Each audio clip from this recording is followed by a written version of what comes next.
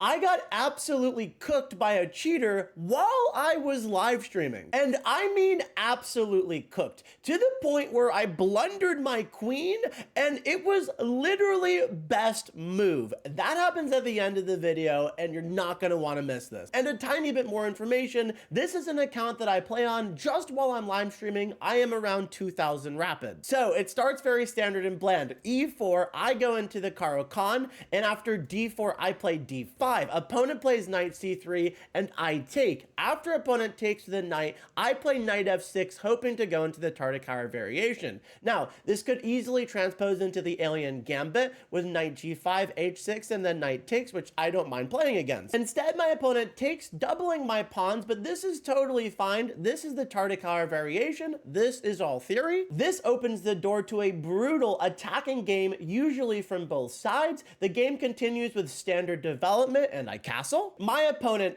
Stockfish responds with c3, which says it's just a good move. No, this is actually a very high level move. The goal is to get your queen on c2, lining this up, putting a lot of pressure on h7, and usually opponent will long castle in hopes of opening up the h file, and it is very, very scary. I continue my development with bishop g4. My opponent in turn develops his dark square bishop. I follow up by pinning the bishop to the king. Very standard attacking idea in the Tartakower variation. Oftentimes, you will even sacrifice your rook. My opponent follows with h3. Now, you do not take because this is essentially dead loss. Opponent can take with the g pawn, but queen takes is devastating. Stockfish evaluation is plus 1.2, but this is remarkably difficult to play as a human. It's very hard to come up with play as black, and if you simplify down, especially if black forces you to, you have these doubled pawns in an endgame and you're in trouble. Oh yeah, and white has the bishop pair and you don't. So after h3, we slide our bishop back to h5, keeping this pawn, not fearing g4 because now we have bishop g6. And I know what you're thinking. Oh no, bishop can takes, and now we have double pawns. But this is a thematic pawn structure in the Tartakower variation, and it's actually very solid. Look, we're even slightly winning now. But that didn't happen because we're playing Stockfish. Actually, we played against a real human for one move.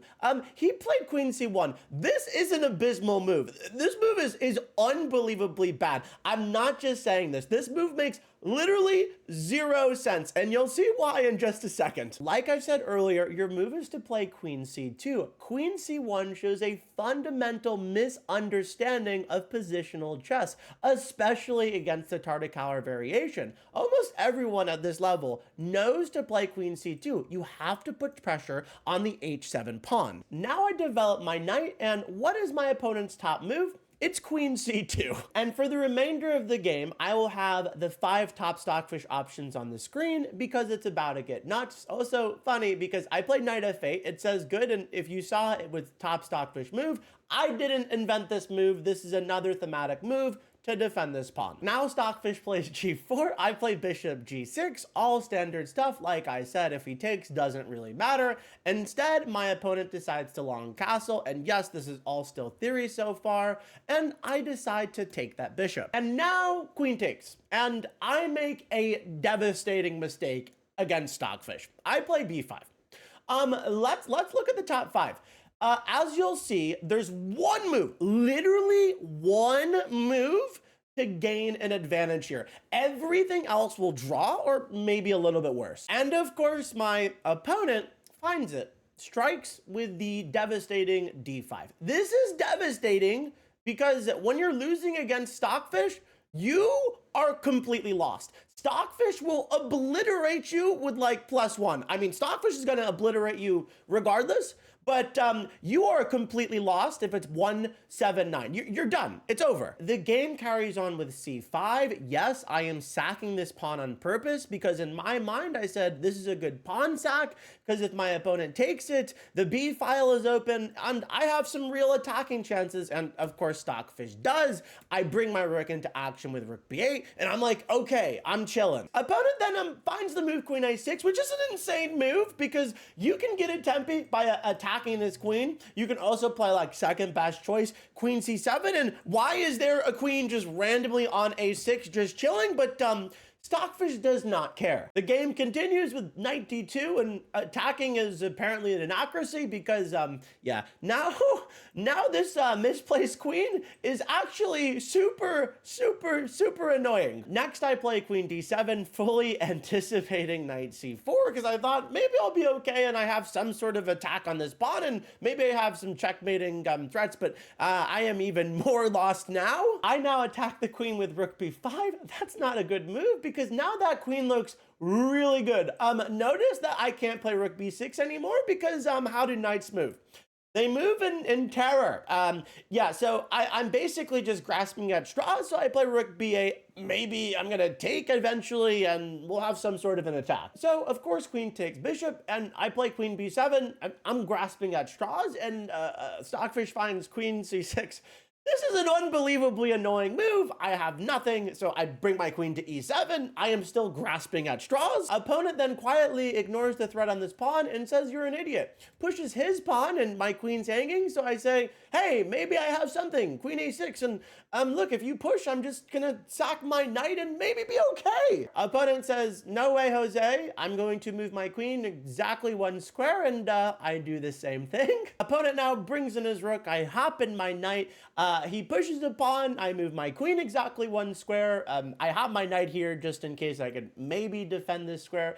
Again, I still have nothing, but it's about to get insane. Oh, and you might have been paying attention to my clock. I have 1 minute left. Opponent plays d7, and I play queen a6.